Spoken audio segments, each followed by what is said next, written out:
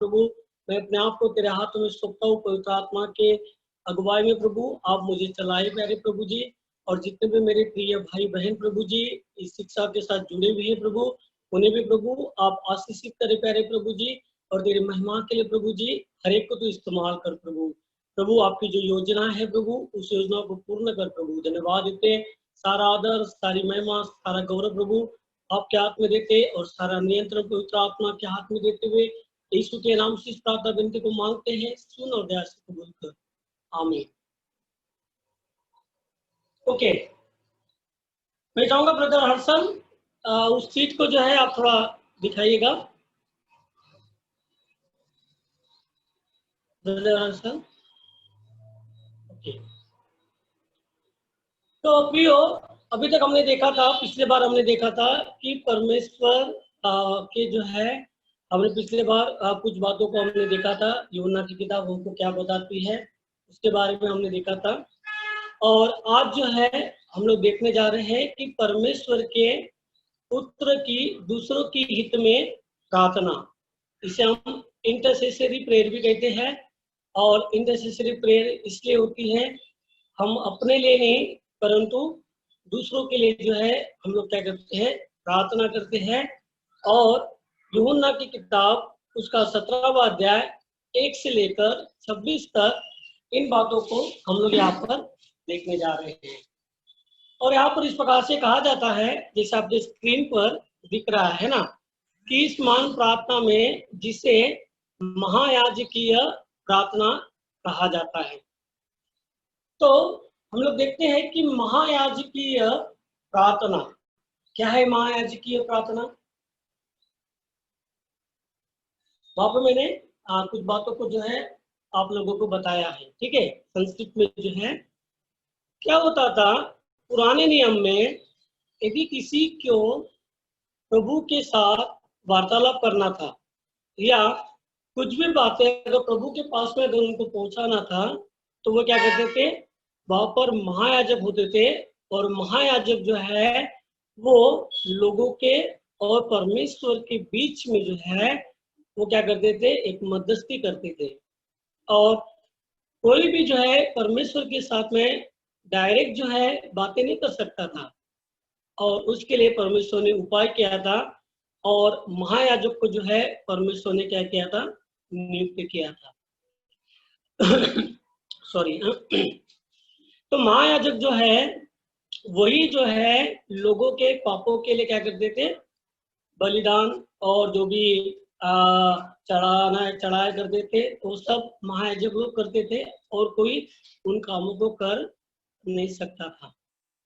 लेकिन वो एक नमूना था कि आने वाले दिनों में एक महायाजक आने वाला है, अर्थात हमारा प्रभु यीशु, जो कौन है, महायाजक है। और उसके लिए मैंने आपको एक पद भी दिया है, इब्रानी की किताब हिब्रू चैप्टर 4 वर्स 14 और 16, उसमें लिखा है, हम उसको पढ़ते हैं। मैं आपके लिए पढ़ता हूँ उस पद को। इब्रानी की किताब उसका 4वां अध्याय और 14वें पद को हम लोग पढ़ेंगे, ठीक है।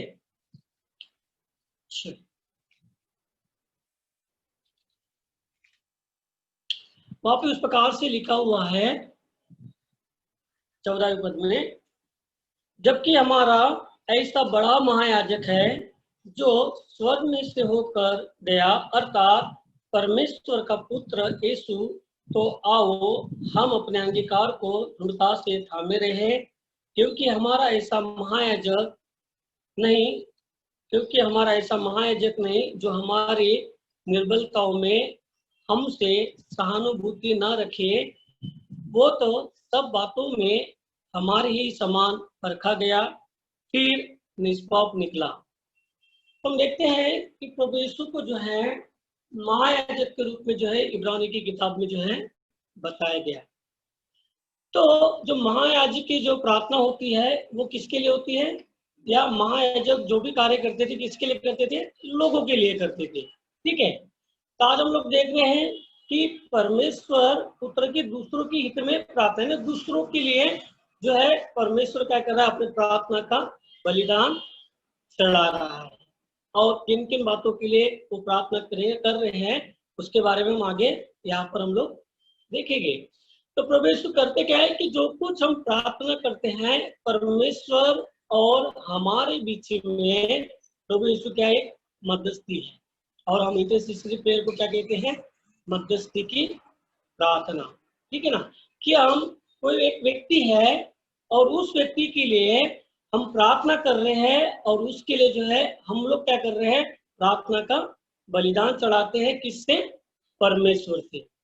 समझ रहे आप इन बातों को, कि एक व्यक्ति है और उस व्यक्ति के लिए हम लोग प्रार्थना करते हैं। हम अपने लिए नहीं कर रहे हैं, दूसरों की हित के लिए, दूसरों के लिए जो है हम लोग क्या करते हैं, प्रार्थना करते हैं। तो इसी को कहा जाता है इंटरसेसरी प्रेयर, मध्यस्थी की प्रार्थना। और यहाँ पर यूहन्ना 17 जो है वो हमको यही बताता है कि यूहन्ना 17 जो है, जो अध्याय है 1 से लेकर 26 तक, ये महायाजकीय क्या है, प्रार्थना है। और महायाजकीय प्रार्थना जो है वो और महायाजक जो है जो कार्य औरों के लिए जो है वो कार्य करते थे, और इसीलिए इसे महायाजकीय प्रार्थना जो है वो हमारा क्या है, तो की बातों के लिए प्रभु प्रार्थना कर रहे हैं, क्योंकि प्रभु को पता था कि आने वाले दिनों में क्या है, क्या नहीं हो सकता है। क्योंकि परमेश्वर जो है, प्रभु जो है, वो हमारे भूतकाल को भी जानता है, वो हमारे वर्तमान को भी जानता है, और वो हमारे भविष्य को भी क्या करता है, वो जानता है। और जो है उसको सब पता है कि मेरे बेटे जो है, मेरे जो अनुयायी है, जो मेरे पीछे चलने वाले हैं, उनको किन की आवश्यकता है, उनको प्रार्थना जो है उनके लिए आवश्यक है। इन सारी बातों को जो है प्रभु जानते थे, और इसलिए यूहन्ना 17 अध्याय में उन्होंने कुछ महत्वपूर्ण प्रार्थनाएं वहां पर दी है, और उन्होंने स्वयं उनके लिए जो है, सभी के लिए जो है, जो उसके पीछे चलते हैं, उनके लिए इस प्रार्थना को जो है स्वयं किया है। हम देखते हैं कि पहली प्रार्थना जो है, यहाँ पर हम देखते हैं, इसे मैंने बताया कि प्रभु इन विषय के लिए प्रार्थना करते। पहली बात कि वो अपने स्वयं के लिए जो है प्रार्थना करते हैं। अगर हम यूहन्ना उसका 17वां अध्याय और 1 से लेकर 5 तक अगर हम पढ़ते हैं, तो वहां पर इसका उल्लेख किया गया है। मैं पढ़ता हूँ आपके लिए, ठीक है। यीशु ने ये बातें कहकर अपनी आंखें स्वर्ग की ओर उठाते हुए कहा, पिता, वह घड़ी आ पहुंची है, अपने पुत्र की महिमा कर कि पुत्र तेरी महिमा करे। तूने तो उसे समस्त मानव जाति पर अधिकार दिया है कि वह उन सब को जिन्हें तूने उसे दिया है अनंत जीवन दे। और अनंत जीवन यह है कि तू और अनंत जीवन यह है कि वे तुझको एकमात्र सच्चा परमेश्वर है और यीशु को जाने जिससे तूने भेजा है।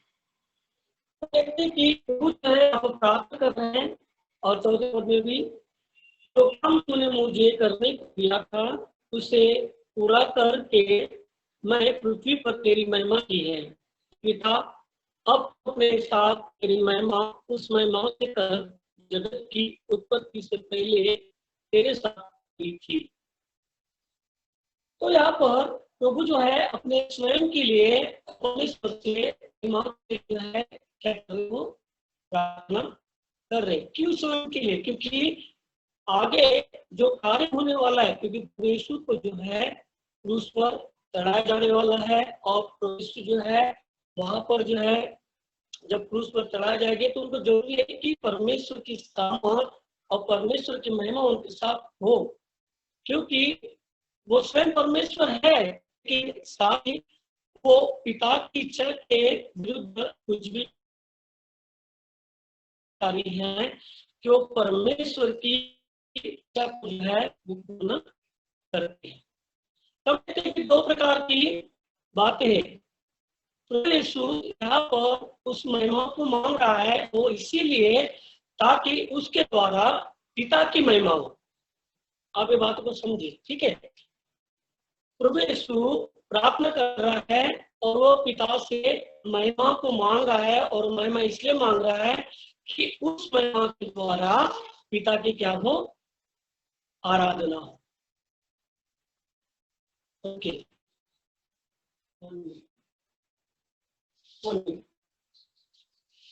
हाँ मैं थोड़ा इंटरनेट चेक करता हूँ।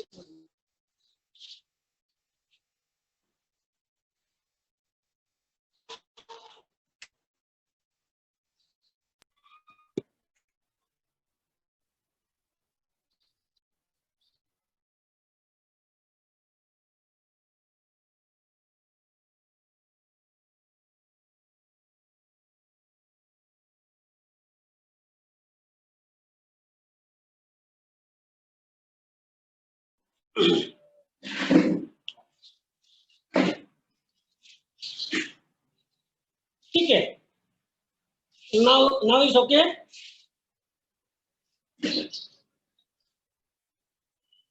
अच्छा, अभी तक जो हमने बातें की वो सबको समझ में आ गई कि फिर से उसको रिपीट करना पड़ेगा? Hello, can I repeat? Yes, sir. Yes, sir, please. Yes, if you Okay. can, please, brother, because your voice was so much breaking. It was breaking. Yes. So better to if you can repeat it. Okay, चलिए हम पहले से हम लोग आज की जो है शिक्षा को जो है हम लोग देखते हैं, ठीक है। तो हम देखते हैं कि यूहन्ना की जो किताब है 17वां अध्याय और 1 से लेकर 26, वो जो है महायाजकीय प्रार्थना जो है उसे कहा जाता है।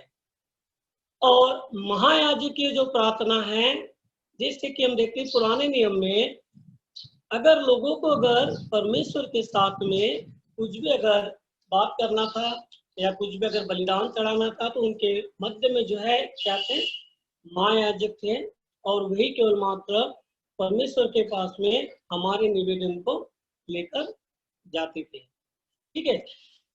तो वहां पर अनुमति नहीं थी कि कोई भी व्यक्ति डायरेक्ट जो है परमेश्वर से वार्तालाप कर सके, ऐसा कोई भी वहां पर प्रबंध नहीं था। लेकिन एक प्रबंध था कि महायाजक जो है वो ही केवल मात्र परमेश्वर के पास में जो है हमारी विनती को लेकर जाते थे। उसी प्रकार से हम देखते हैं कि नए नियम में जो है प्रभु यीशु जो है वो हमारा क्या है, महायाजक है। इब्रानियों की किताब 4वां अध्याय और 14 और 16वें पद को अगर हम लोग पढ़ते हैं, तो वहां पर इस बात को जो है परमेश्वर स्पष्ट करता है कि प्रभु यीशु जो है वो हमारा क्या है, महायाजक है। और इस कारण जो है प्रभु यीशु जो है यहाँ पर यूहन्ना 17 में है वही बातों को हमको बता रहा है, और वही प्रार्थना को हमको दे रहा है कि उसने कुछ बातों के लिए जो है प्रार्थना की है, कुछ महत्वपूर्ण विषय के लिए जो है प्रभु यीशु ने जो है प्रार्थना को किया है। और ये प्रार्थना जो है महायाजकीय प्रार्थना जो है इस प्रकार से जो है यहाँ पर हमको दिखाई देता है, क्योंकि प्रभु यीशु जो है परमेश्वर और हमारे मध्य में जो है वो मध्यस्थी का कार्य करता है, और इसलिए हम प्रभु यीशु को कहते हैं मध्यस्थी, वो हमारा मध्यस्थी है। और इस प्रार्थना को जो महायाजक की जो प्रार्थना है और मध्यस्थी की जो प्रार्थना होती है उसे हम लोग कहते हैं इंटरसेसरी प्रेयर। और इस प्रेयर का जो है महत्व यह है कि हम अपने लिए नहीं, लेकिन हम किसी के दूसरों के लिए जो है हम लोग क्या कर रहे हैं, परमेश्वर से प्रार्थना करते हैं। और इसलिए आज का जो शीर्षक है कि हमने वहां पे लिखा है कि यूहन्ना 17वां अध्याय हमें इस बात को बताता है कि परमेश्वर के पुत्र की दूसरों के हित में प्रार्थना, ठीक है, यहाँ तक क्लियर? ओके, फिर हम देख रहे थे कि कुछ बातें जो है कुछ विषय के लिए जो है परमेश्वर ने जो है प्रार्थना की कुछ विषय यहाँ पर हमको दिए हैं, और उसने स्वयं प्रार्थना की है। और यहाँ पर हम देखते हैं पहली जो है, पहली प्रार्थना जो है उसने किसके लिए की है?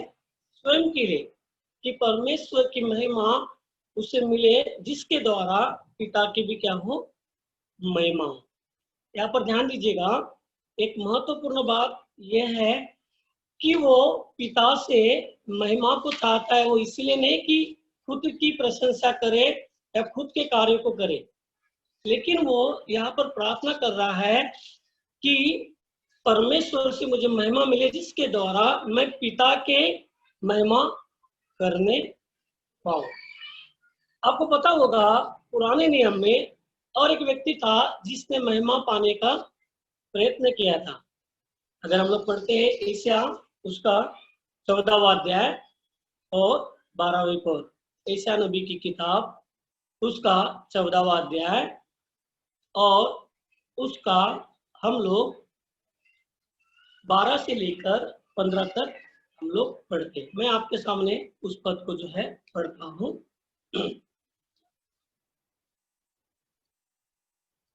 एक मिनट।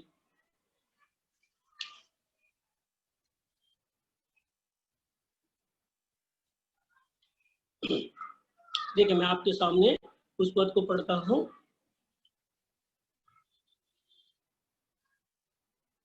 हे भोर के तारे, हे उषाकाल के पुत्र, तू आकाश से कैसे नीचे गिरा, तू जिसने जाति जाति को निर्बल बना दिया, अब कैसा काट कर भूमि पर गिरा दिया गया है।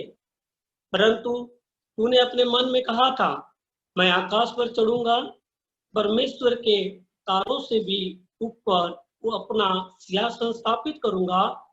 मैं दूर उत्तर दिशा के छोर पर सभा के पर्वत पर विराजूंगा। मैं बादलों से भी ऊंचे स्थान पर चढ़ूंगा। मैं सर्वोच्च परमेश्वर के तुल्य बनूंगा। फिर भी तू अधोलोक में, हाँ, उस गड्ढे की सतह तक उतारा जाएगा।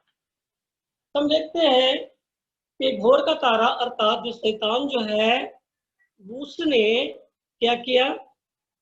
कुछ प्राप्त करने के लिए प्रयत्न किया और वो सोच रहा है कि मैं क्या करूंगा, परमेश्वर से भी ऊंचे स्थान पर जाऊंगा और परमेश्वर के सिंहासन को जो है मैं अपने जो है काबू में कर लूंगा। तो उसकी मंशा जो है वो अच्छी नहीं है यहाँ पर, कि वो परमेश्वर के तुल्य होना चाहता है और परमेश्वर से भी बढ़कर वो अपने आप को समझ रहा है। लेकिन यहाँ पर हम देखते हैं कि प्रभु यीशु जब वो प्रार्थना कर रहे हैं तो वो इन बातों को बता रहे हैं कि पिता तू मुझे मेरी महिमा जो है मुझे दे, ताकि जिसके द्वारा मैं तेरी महिमा करूं।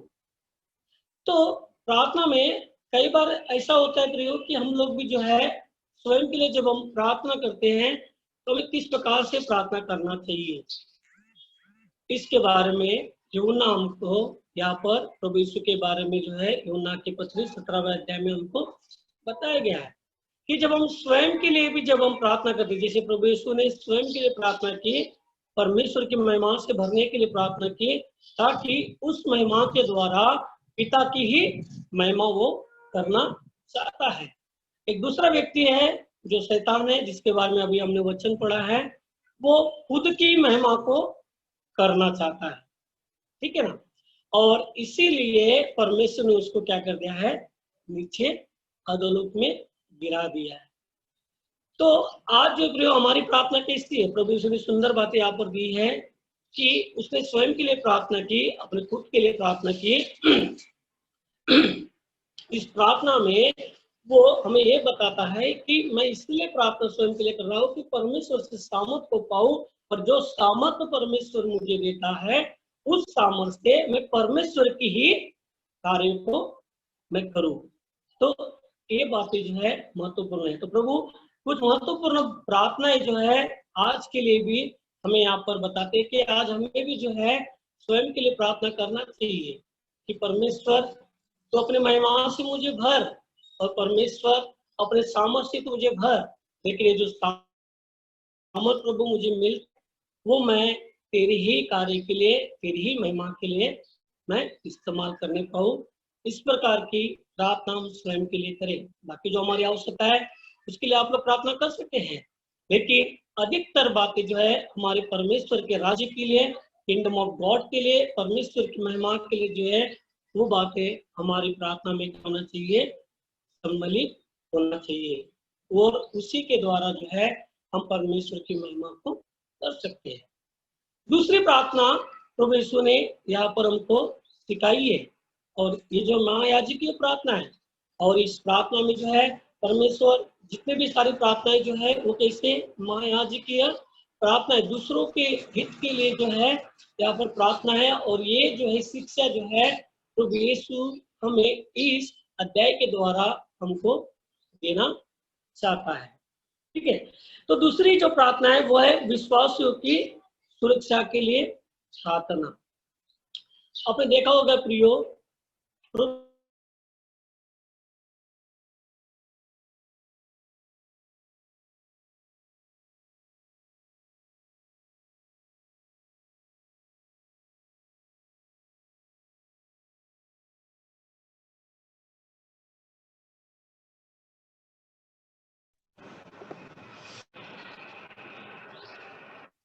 ठीक है, सॉरी मेरा एक फोन आ रहा था और मोबाइल के थ्रू इसको कनेक्ट करके रखा है, इसलिए जो है थोड़ा बहुत समस्या हो रही है, मुझे माफ कीजिएगा। तो हम देखते हैं दूसरी जो प्रार्थना है वह है विश्वासियों की सुरक्षा के लिए प्रार्थना।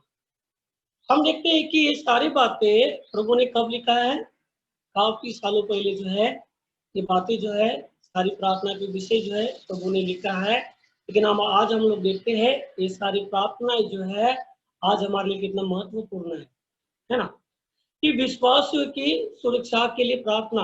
आज का दौर जो है हम लोग देख पा रहे हैं कि कितना कठिन समस्या है और कठिन परिस्थिति से जो है हम लोग चल रहे।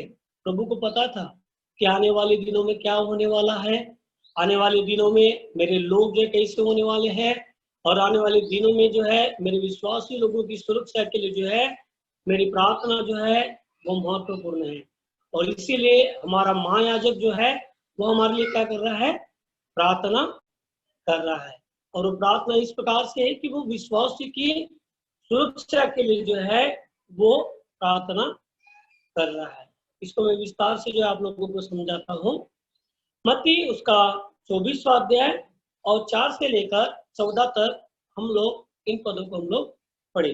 मत्ती, अगर आपके पास में भी बाइबल है आप भी अपने बाइबल को जो है खोलकर उसमें देख सकते हैं कि जो कुछ बातें मैं बता रहा हूँ वो सही है या नहीं है, उचित है या नहीं है, उस बात को जो है आप लोग जरूर देखें।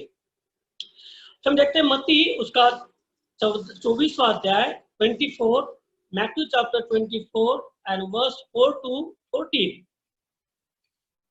तो यहाँ पर कुछ बातें जो इस प्रकार से मेंशन किया गया है, देखिए। इस पर यीशु ने उत्तर दिया, सावधान रहो, कोई तुम्हें धोखा ना दे, क्योंकि बहुत लोग मेरे नाम से ये कहते आएंगे मैं मसीह हूँ, और बहुतों को धोखा देंगे। तुम लड़ाई की चर्चा और लड़ाई की अफवाहें सुनोगे, देखो भयभीत न होना, क्योंकि इनका होना अवश्य है, परंतु उस समय अंत न होगा, क्योंकि जाति के विरुद्ध और राज्य के विरुद्ध उठ खड़े होंगे, और बहुत से स्थानों पर अकाल पड़ेगा और भूकंप आएगा, परंतु ये सब बातें तो पीड़ाओं का आरंभ है। क्या कहते हैं प्रभु, ये सारी बातें जो है पीड़ाओं का आरंभ है, जो कुछ बातें हो रही है। आज हम देखते हैं संसार में जो है बहुत सारी बातें हो रही है, आपने देखा होगा लड़ाइयाँ हो रही है ना। उसके बाद में महामारी जैसे कोविड-19 जो है उसके कारण जो है बहुत सारे लोग क्या है समस्या में है, और बहुत सारी ऐसी बातें हो रही है। तो इन सारी बातों में विश्वासी अपने आप को कैसे सुरक्षित रख सकता है, यही बातें जो है प्रभु हमें इस वचनों के द्वारा हमको, इस अध्याय के द्वारा हमको वो शिक्षा देता है। हमें जरूरी है कि जिस प्रकार से प्रभु यीशु ने बताया कि वो विश्वासी लोगों के लिए क्या कर रहा है, प्रार्थना करना है, यूहन्ना 17 और उसके 11वें पद में प्रभु यीशु क्या कर रहे हैं, प्रार्थना कर रहे हैं। उस पद को मैं पढ़ता हूँ आपके सामने, ठीक है। 17 का 11। अब मैं जगत में ना रहूंगा, वे भी जगत में रहेंगे, वे भी जगत में रहेंगे, और मैं तेरे पास आता हूँ। हे पवित्र पिता, अपने उस नाम से जो तूने मुझे दिया है, इनकी रक्षा कर, कि जैसे हम एक है, वे भी एक हो। तो यहाँ पर देखते हैं कि प्रभु तू उनकी रक्षा कर। कौन कह रहा है यहाँ पर? प्रभु यीशु जो है वो इन बातों को कह रहा है कि प्रभु प्रार्थना कर रहा है कि परमेश्वर, जो मेरे लोग हैं, जो मुझ पर विश्वास करते हैं, उन लोगों की प्रभु तू क्या कर, रक्षा कर। ठीक है।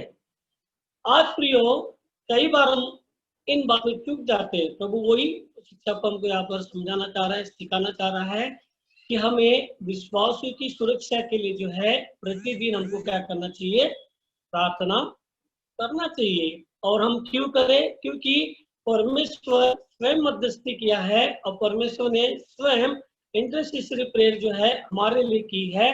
ये दायित्व हमारा ही बनता है, क्योंकि हम प्रभु यीशु के पीछे चलने वाले लोग हैं, प्रभु यीशु के अनुयायी हैं। और हमें जरूरी है कि जैसे हमारा परमेश्वर करता है, वैसे ही हम लोग भी उन काम को करें। तो जब प्रभु ने स्वयं के लिए प्रार्थना की, जिसके द्वारा प्रभु की महिमा हो, तो हमको भी उस प्रकार से हमको क्या करना चाहिए, प्रार्थना करना चाहिए। फिर प्रभु ने हमको ये भी सिखाया है कि वो अपने लोगों के लिए प्रार्थना कर रहा है कि प्रभु तो इनकी क्या कर, रक्षा कर। क्योंकि प्रभु को पता है कि आने वाले दिनों में जो है बहुत सारे लोग जो है हो सकता है कि भटक जाए, बहुत सारे लोग जो समस्या में आ जाए। तो इसीलिए प्रार्थना जो है वो उन लोगों को, जिनके लिए हम लोग प्रार्थना कर रहे हैं, उन लोगों को क्या करती है, संभाले सकती है, उनको सुरक्षा प्रदान करती है। और प्रभु ये बात हमको यहाँ पर समझाना चाहता है, सिखाना चाहता है कि विश्वासियों की सुरक्षा के लिए जो है हम लोग क्या करें, प्रार्थना करें। और एक सुंदर प्रार्थना जो है हमारी बाइबल में दी गई है इन दिनों के लिए, विशेष करके हम उस प्रार्थना को कर सकते हैं। भजन संहिता 91 उसमें 91 और उसमें 1 से लेकर 16 तक पूरा अध्याय को अगर आप पढ़ेंगे तो वहां पर काफी सुंदर प्रार्थना जो है प्रभु ने हमको दी है कि हम अपनी सुरक्षा के लिए कैसे प्रार्थना हम लोग कर सकते हैं। आप बाद में जो है भजन संहिता 91 को पढ़िएगा, शाम 91 उसको हम लोग पढ़ सकते हैं। और पढ़ने के द्वारा आपको समझ में आ जाएगा कि किस प्रकार से हम अपनी सुरक्षा के लिए जो है हम लोग प्रार्थना करें। तो यूहन्ना 17 जो है, पहली बात तो इस बात को दिखाता है, पहली बात तो ये हमको समझाता है कि हम अपने लिए प्रार्थना करें। दूसरी बात हमको ये समझाता है कि हम विश्वासी लोगों के लिए क्या करें, इसकी सुरक्षा के लिए जो है हम लोग क्या करें, प्रार्थना करें।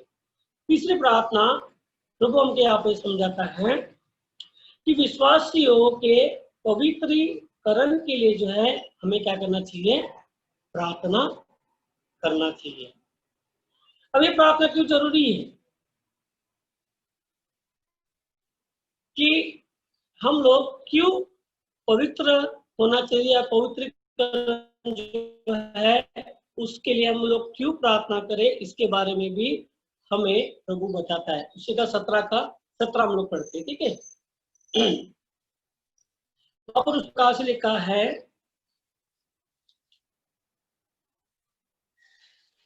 सत्य के द्वारा उन्हें पवित्र कर, तेरा वचन सत्य है। तो वो यहाँ पर प्रार्थना कर रहा है कि प्रभु तूने क्या कर, सत्य के द्वारा तूने क्या कर, पवित्र कर। पवित्रकरण के बारे में जो है प्रभु यीशु यहाँ पर प्रार्थना कर रहे हैं। अब क्यों? क्योंकि प्रभु का वचन इस प्रकार से कहता है, यदि हम लोग पहला पत्रस उसका पहला अध्याय, अगर आपके पास में बाइबल है तो आप बाइबल को जो मेरे साथ टर्न कर सकते हैं। पहला पत्रस पहला अध्याय और उसका 15 और 16 को हम लोग पढ़ते हैं।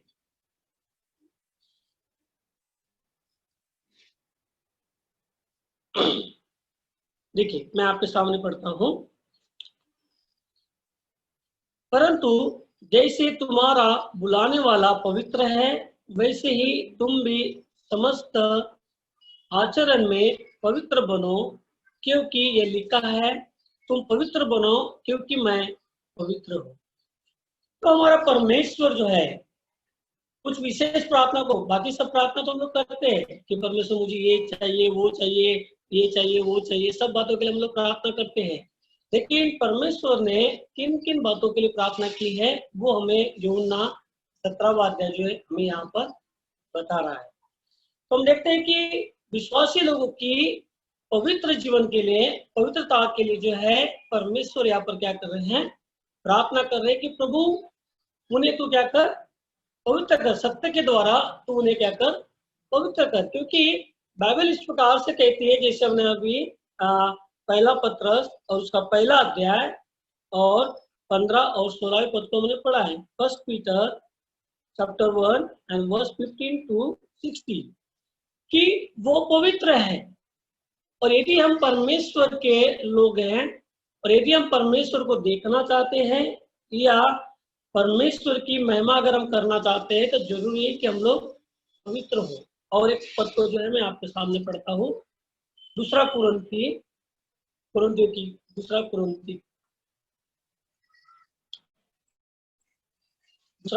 की पत्री, उसका 7वां अध्याय और पहले पद को भी हम लोग पढ़ ले।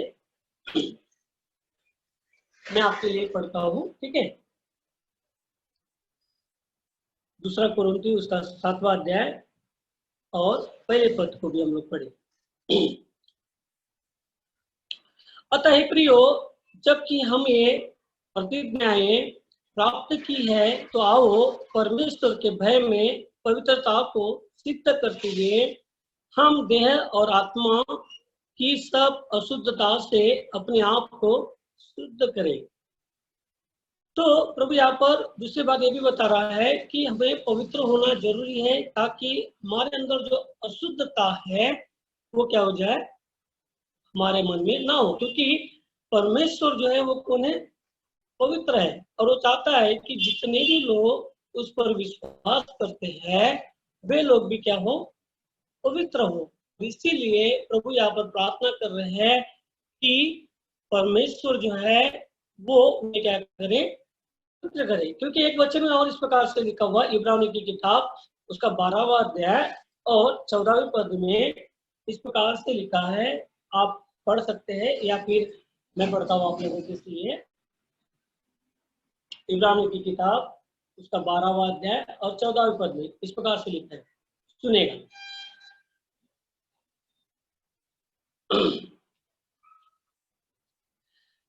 सब मनुष्य के साथ मेल मिलाप रखो और उस पवित्रता के खोजी बनो जिससे के बिना प्रभु को कोई देख नहीं पाएगा। तो क्यों प्रभु यहाँ पर पवित्रता के बारे में या पवित्र जीवन के बारे में या विश्वास के पवित्रता के लिए परमेश्वर प्रार्थना कर रहा है? क्योंकि लिखा हुआ है इब्रानियों की किताब हिब्रू चैप्टर 12 एंड वर्स 12-14, तो उसमें इस प्रकार से लिखा हुआ है कि यदि हम लोग पवित्र नहीं रहेंगे तो हम परमेश्वर को देख नहीं पाएंगे। और जब हम परमेश्वर के पास में अगर जाते हैं, अगर हम अपने जीवन में पवित्रता के साथ अगर हम अपने जीवन को व्यतीत नहीं किए हैं, तो हम कदापि परमेश्वर को हम लोग देख नहीं पाएंगे और उसके राज्य से हम लोग वंचित हो जाएंगे। कई लोग जो है, कई लोगों की आंखें जो है तरस से भरी हुई है, कई लोग जो है तरस रहे कि कब हम परमेश्वर को देखें।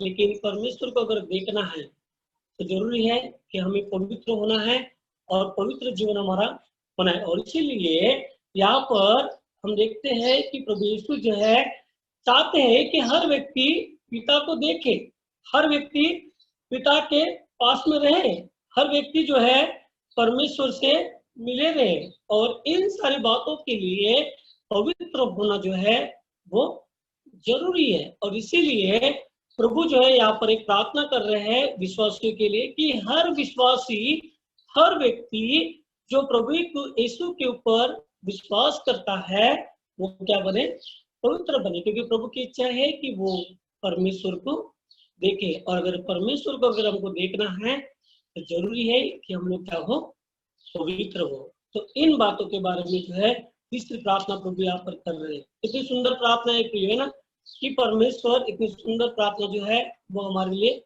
कर रहे हैं। लेकिन आजकल जो है लोग जो है वो अपने ही समस्या में फंसे हुए हैं और अपनी ही समस्याओं के लिए और बहुत सारे ऐसी बातों के लिए जो नाश होने वाली है उनके लिए जो है लोग प्रार्थना करते हैं। क्योंकि प्रभु जो है बहुत से बार जो है वचनों के द्वारा हमको समझाते हैं।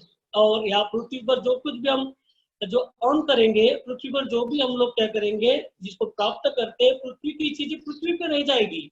लेकिन जो परमेश्वर के लिए ऑन करते हैं या परमेश्वर की बातों में जो है अपने आप को क्या करते हैं, जो है उसमें अपने आप को जो है उन्नत करते हैं या उन्नति को प्राप्त करते हैं, वे लोग परमेश्वर की महिमा को देखने पाएंगे। और इसलिए जरूरी है प्रियो कि हम अपने आप को पवित्र करें, क्योंकि एक वचन मत्ती में इस प्रकार से कहता है कि जो हमारे अंदर जाता है वो हमें अपवित्र नहीं करता है, लेकिन हमारे अंदर से जो निकलता है वो हमें अपवित्र करता है, अर्थात व्यभिचार और बहुत सारी ऐसी बातें वहां पर लिखी हुई है। तो इसीलिए प्रभु जानता है कि मनुष्य में क्या कमजोरी है और मनुष्य क्या कर सकता है, इन सारी बातों को प्रभु जानता है। और इसीलिए प्रभु ने इस प्रार्थना का भी समावेश उसमें किया कि मेरे लोगों को प्रभु तू क्या कर, पवित्र कर। तो ये थी प्रभु यीशु की तीसरी प्रार्थना। फिर हम चौथी प्रार्थना को हम लोग देखते हैं कि विश्वासियों की एकता के लिए क्या करना चाहिए, हमको प्रार्थना करना चाहिए। ठीक है, शैतान हमेशा ये प्रयत्न करता रहता है कि जो विश्वासी लोगों की जो एकता है उसे वो क्या करे, मिटाए। क्योंकि अगर विश्वासी लोग अगर यूनिटी में रहेंगे तो शैतान के लिए क्या हो जाएगा, वो घातक हो जाएगा। और इसीलिए शैतान हमेशा प्रयत्न यही करता है कि कभी भी विश्वासी लोगों की आपस में ना पटे या आपस में वो एक मन एकजुट हो। प्रभु ये चाहता है कि शैतान ये चाहता है कि वो एकजुट ना हो, लेकिन प्रभु चाहता है कि हम लोग एकता में बने रहे। ताजा उदाहरण अगर हम लोग देखें तो आज कोविड-19 के कारण क्या हुआ है, लोग एकजुट नहीं हो पा रहे हैं, है ना, एकता में नहीं बन पा रहे हैं। क्यों? क्योंकि एक महामारी ने जो है लोगों को जो है यूनिटी में आने से क्या कर दिया है, रोक दिया है। कुछ लोग अभी भी यूनिटी में हैं, कुछ लोग अभी भी यूनिटी में नहीं है। और शैतान यही चाहता है कि वो विश्वासी लोगों की एकता को क्या करे, तोड़े। और प्रभु ये जानता था कि अगर विश्वासी लोग यूनिटी में नहीं रहेंगे तो वो उनके आत्मिक जीवन के लिए वो क्या हो जाएगा, घातक बात सिद्ध होगी। और इसीलिए प्रभु ने क्या किया कि उस समय प्रार्थना की कि प्रभु कह रहे कि प्रभु में विश्वासियों की एकता के लिए जो है मैं प्रार्थना करता हूँ। पढ़ते हम लोग यूहन्ना उसका 17वां अध्याय 21वां पद और 22 को हम पढ़े। जॉन चैप्टर 17 वर्स 21 to 22 मैं पढ़ता हूँ आपके सामने, ठीक है।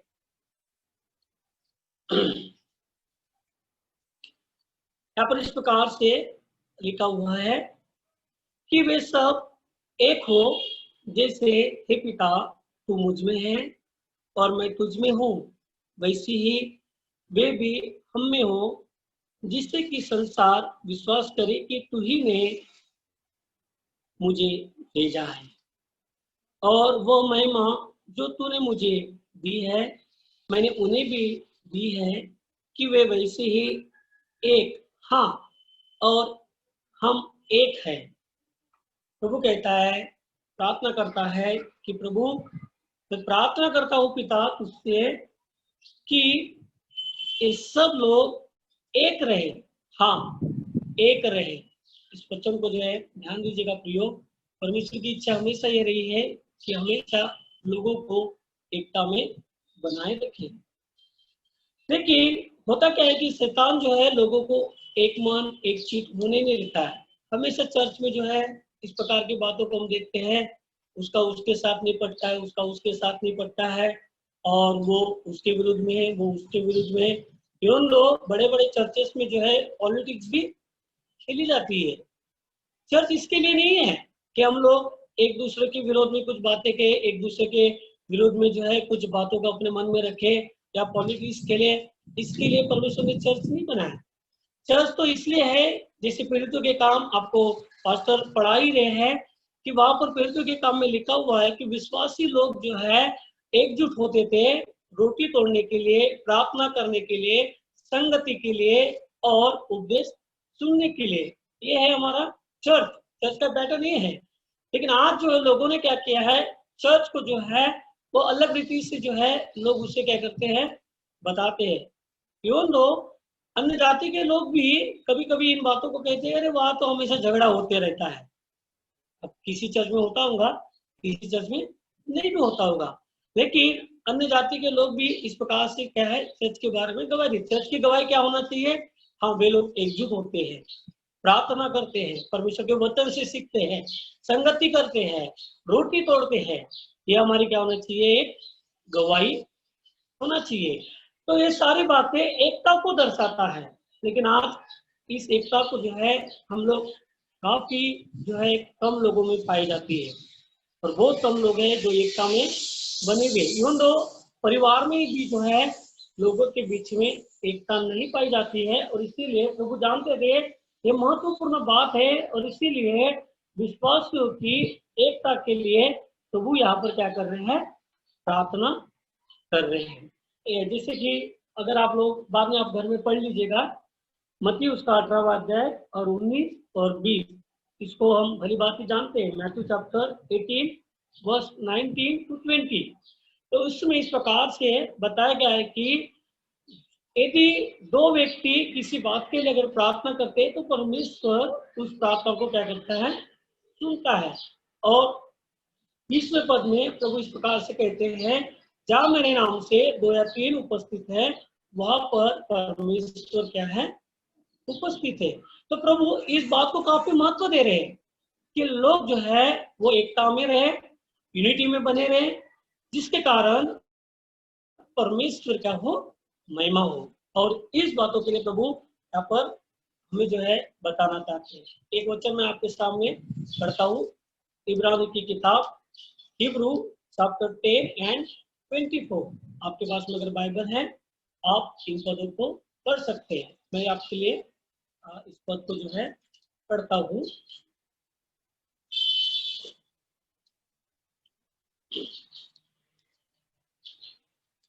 इब्रानी की किताब उसका 12वां अध्याय और 14वें पद को।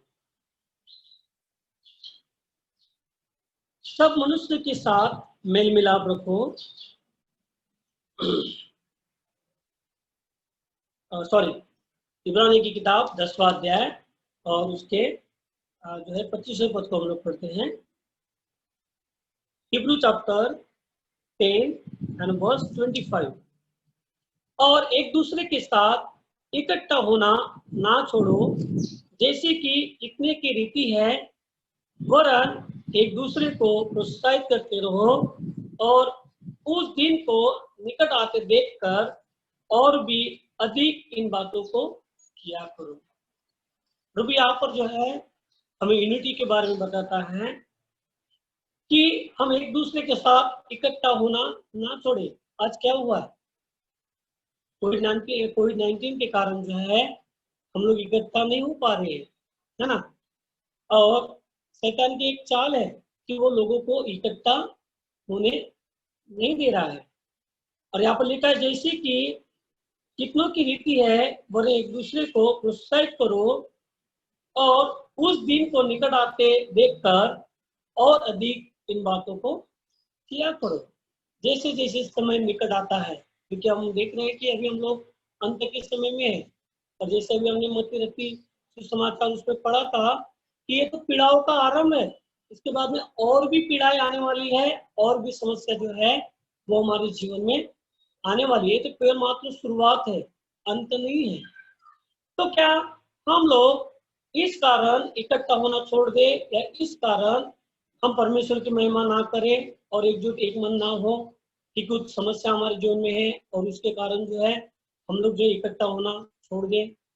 नहीं प्रियो, बाइबल उन बातों को हमको बताती है कि जैसे जैसे समय निकट आता है वैसे हम अधिक से अधिक जो है हम लोग इकट्ठा हो और एक दूसरे के साथ में जो है हमारा जो है संबंध अच्छा हो, एक दूसरे को उत्साहित करे परमेश्वर के राज्य के लिए, परमेश्वर के कार्य के लिए जो है हम एक दूसरे को जो है उत्साहित करते रहना चाहिए। लेकिन अब समस्या ये है कि हर जगह में लॉकडाउन होने के बाद में हम किस प्रकार से जो है हम इकट्ठा हो सकते हैं और किस प्रकार से जो है हम लोग जो है जो प्रभु एकता के बारे में जो यहाँ पर बता रहा है हम एकता में कैसे बने रह सकते हैं।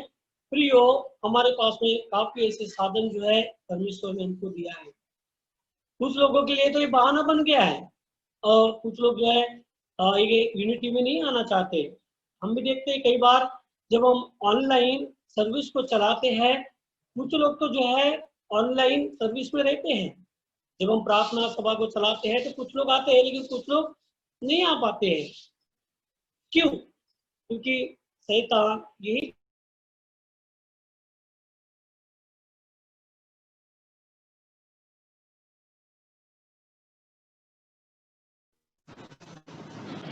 और इसीलिए जो है हमें प्रभु उन बातों को इसमें महत्वपूर्ण प्रार्थना को सिखा रहा है कि प्रभु ये सिखा रहा है कि हमें एकता के लिए हमको क्या करना चाहिए? प्रार्थना करना चाहिए। स्वयं प्रभु यीशु इन बातों के लिए प्रार्थना कर रहे हैं कि हम लोग एकता में बने रहे और जरूरी प्रयोग कि इन दिनों में भी हम एकता में बने रहे, जैसे भी रह सकते हैं, चाहे एक दूसरे के साथ मिलने के द्वारा या नहीं तो कम से कम फोन के द्वारा हम एक दूसरे को जो उत्साहित करें और फोन के द्वारा लोगों के साथ में बने रहे और लोगों को उत्साहित करें।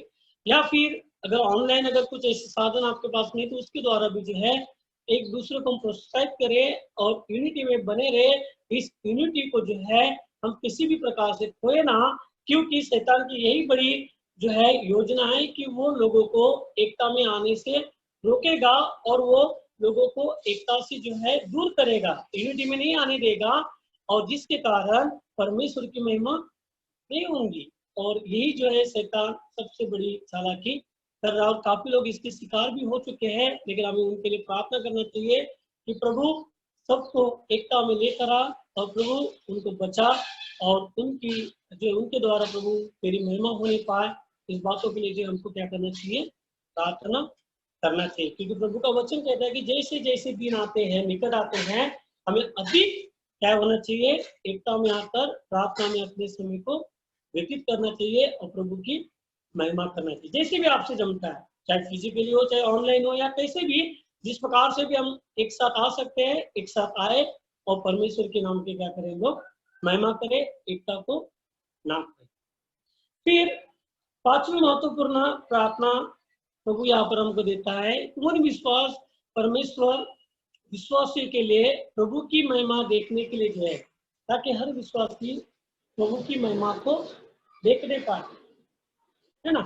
यदि हम पवित्र हैं, यदि हम एक दूसरे के लिए प्रार्थना करते हैं, यदि परमेश्वर ने अपनी सुरक्षा हमको प्रदान की है और अभी हम लोग स्वयं के लिए भी अगर प्रार्थना कर रहे हैं तो प्रभु चाहता है कि हर व्यक्ति जो प्रभु के कार्य को करना चाहता है वो व्यक्ति परमेश्वर की महिमा को देखे।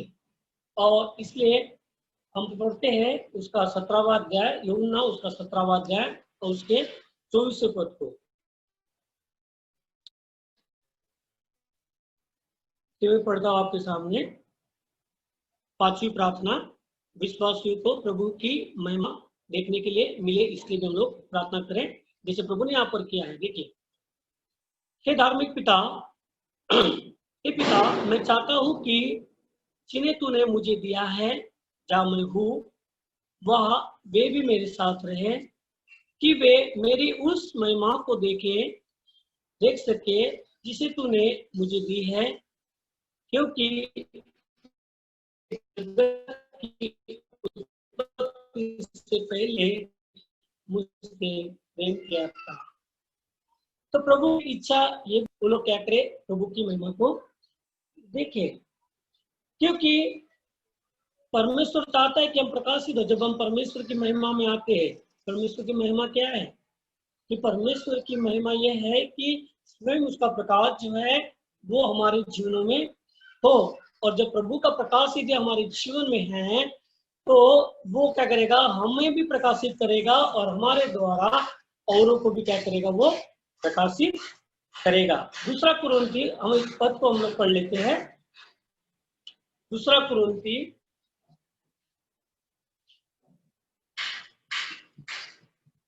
उसका 4 अध्याय और 6 से लेकर 10 तक पढ़ते हैं। मैं पढ़ता हूँ आपके लिए। क्योंकि परमेश्वर जिसने कहा अंधकार में से ज्योति चमके, वही है जो हमारे हृदय में चमका है कि हमें मसीह के चेहरे में परमेश्वर के महिमा का ज्ञान की ज्योति दे। परंतु हम मिट्टी के पात्रों में यह धन इसलिए रखा हुआ है कि सामर्थ की असीम महानता हमारी ओर से नहीं वरन परमेश्वर की ओर से ठहरे। और हम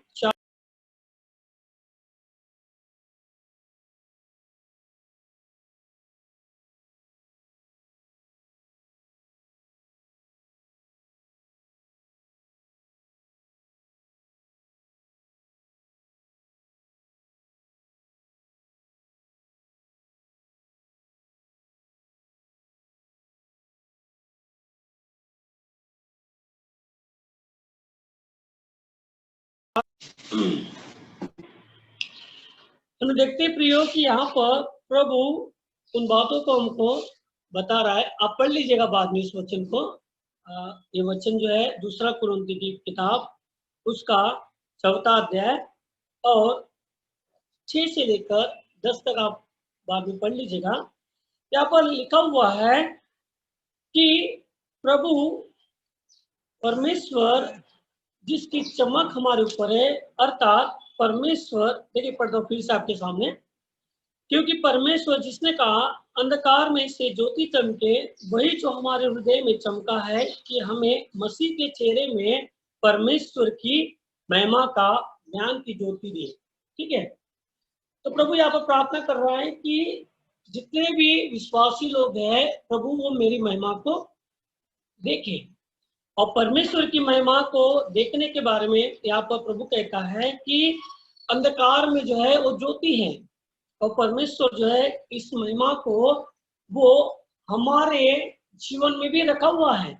जैसे 7वें पद को अगर हम पढ़ते हैं, परंतु यह मिट्टी के पात्र, मिट्टी का पात्र अर्थात ये हमारा जीवन, इसमें यह धन इसलिए रखा है कि सामर्थ की असीम महानता और हमारी ओर से नहीं वरन परमेश्वर की ओर से ठहरे, ताकि जब इस महिमा को जो परमेश्वर ने दी है उस महिमा को हर विश्वासी लोग देखे, उसका स्वाद जो है वो हर विश्वासी ले। और ये कैसे हमको पता चलेगा कि परमेश्वर की महिमा या परमेश्वर हमारे साथ है, उसका प्रकाश हमारे साथ है। क्योंकि वो कहता है कि ये धन जो है, ये जो बातें हैं इस मिट्टी के बासन में अर्थात मिट्टी के पात्र में रखी गई है। और वो इसीलिए इससे हमको पता चलता है कि देखो यहाँ पे लिखा है कि हम चारों ओर के क्लेश सहते हैं परंतु मिटते नहीं। ये महत्वपूर्ण बात है। जब परमेश्वर की महिमा जब हम देखते हैं तो उस महिमा के कारण हम सारे क्लेश को जो है हम सह सकते हैं। और किसी भी प्रकार का क्लेश हमारे जीवन में क्यों ना आए, लेकिन हम उसको सहने की क्षमता जो है परमेश्वर क्या करता है, हमको देता है। और वो कहता है कि चाहे कैसा भी क्लेश क्यों ना आए, लेकिन वो हमको मिटा नहीं सकता है, उसमें हम स्थिर रहेंगे। निरुपाय तो होते हैं लेकिन निराश नहीं होते। कभी कभी जो है हम निरुपाय होते हैं लेकिन निराश नहीं होते। सताए तो जाते हैं लेकिन त्यागे नहीं जाते। ये है परमेश्वर की महिमा। गिराए तो जाते हैं लेकिन नष्ट नहीं होते। हम यीशु की मृत्यु को सदा अपने देह में ले फिरते हैं और यीशु का जीवन हमारी देह में प्रकट होता है। तो ये जो महिमा जो है परमेश्वर ने विश्वासी के लिए प्रार्थना कर रहा है कि प्रभु मेरी जो महिमा है मैं चाहता हूं कि विश्वासी लोगों में भी दिखाई पड़े। अब क्यों? क्योंकि जिस प्रकार से प्रभु यीशु इस पृथ्वी पर थे, उन्होंने सब कुछ था। उनको सताया गया, उनके ऊपर क्लेश उनके ऊपर आया, उनको जो है निरुपाय जो है बहुत से बार होना पड़ा, निराश होना पड़ा, लेकिन फिर भी जो है वो उन्होंने अपनी आशा को नहीं खोया। उसके बाद में हम देखते हैं कि बहुत सारी ऐसी बातें वहां पर हुई है, लेकिन परमेश्वर की महिमा के कारण उन्होंने इन सारी बातों के ऊपर क्या की है, मात किया है, उसके ऊपर वो विजयी होकर अपने आप को सिद्ध किया है। और वो चाहते हैं कि जितने भी लोग प्रभु के ऊपर विश्वास करते हैं वो भी इस महिमा को देखें और इस महिमा से गुजरे।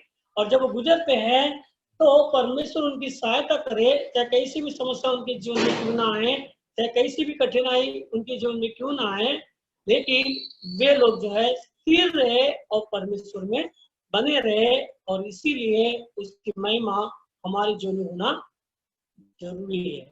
और इसीलिए प्रभु यहाँ पर क्या कर रहे हैं, प्रार्थना करते हैं कि प्रभु चाहते हैं कि जितने भी उसके ऊपर विश्वास करते हैं वे लोग परमेश्वर की महिमा को देखें। तो हम देखते प्रयोग की यूहन्ना 17वां अध्याय काफी महत्वपूर्ण प्रार्थना को जो है वो हमारे जीवन के लिए दिखाता है, बताता है।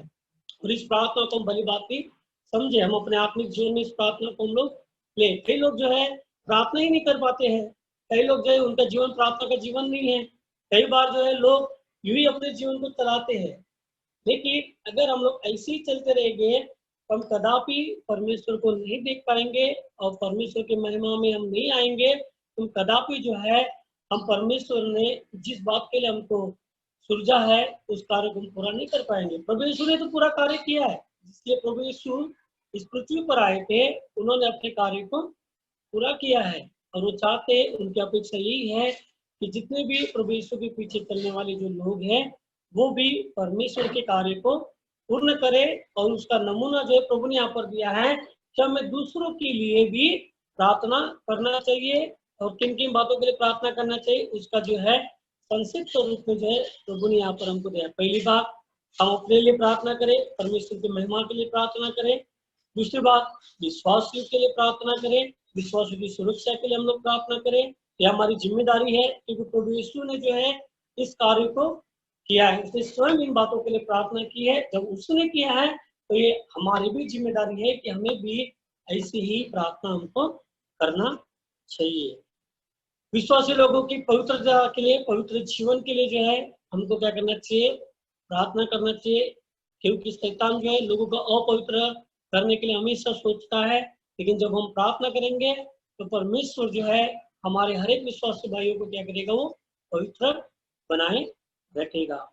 एकता के लिए इन दिनों में जो है हम देखते हैं कि एकता के लिए तो प्रार्थना जरूरी है, क्योंकि कई के एरिया में शैतान इस एकता को तोड़ने में जो है सफल होते जा रहा है। हमें प्रार्थना करना है कि परमेश्वर किसी भी तरह से जो है हमारे विश्वासी लोगों की जो एकता है उसको टूटने न दे और उसमें हम लोग स्थिर रहे और हम एकता में बने रहे। और चौथी बात, हम परमेश्वर की महिमा को अपने साथ लेकर चले। इससे हमें साहस होगा, जिससे हमें हिम्मत होगी कि किसी भी प्रकार की कठिनाई, किसी भी प्रकार की समस्या हमारे जीवन में क्यों ना आए, लेकिन उसमें हम लोग बने रहेंगे। और यही परमेश्वर इस अध्याय के द्वारा, यूहन्ना 17 के द्वारा यही बातें प्रभु उनको समझाना चाहता है, सिखाना चाहता है। जब प्रभु यीशु महायाजक है, उसने भी ये जिम्मेदारी हमको दी है कि हम भी लोगों के लिए क्या करें, प्रार्थना करें, इंटरसेसरी प्रे करें। महायाजकीय प्रार्थना में जो है जिस प्रकार से प्रभु ने किया है वैसे हम लोग भी करें। प्रभु ये हमसे चाहता है। प्रभु करें आपके वचनों के द्वारा प्रभु आपको और शिक्षा के द्वारा प्रभु आपको आशीषित करें। Thank you very much. आइए हम लोग प्रार्थना करेंगे। आप में से कोई भी एक जन धन्यवाद की प्रार्थना कर सकते हैं। कोई भी एक जन अपने ऑडियो को जो है अनम्यूट करे और एक जन कोई भी धन्यवाद की प्रार्थना करें, कर सकते हैं? Yes, sir. Please. Okay. Our gracious, loving Heavenly Father, we thank and praise you for this wonderful time in our lives. हम आपको धन्यवाद देते हैं कि आपने हम ये सब सारी चीजें इस वक्त आपने हमको सिखाया है। इस प्रकार प्रार्थना करने के लिए आपने हमको सिखाया है। Especially we thank you because you have shown us to be holy as you are holy, O Lord God. You have taught us so many things today. We thank you for Pastor. We thank you for his spending time and teaching us. You bless him abundantly. You bless his family abundantly. I also thank each and everyone who is present on this line, online just this moment. I uphold Harshal brother into thy hands, Pastor Joseph into thy hands for giving us this wonderful opportunity to learn many things from you, O Lord God. I commit everything into thy hands. We cover everyone with the blood of Jesus.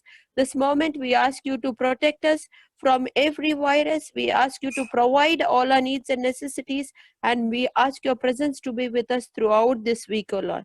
Committing everything into thy hands, giving you all the glory, honor, and praise. Once again, thanking you for Pastor for teaching us. We pray in the name of Jesus, our Lord and Savior. Amen. Amen. Thank you, sister. Thank you very much. Thank you.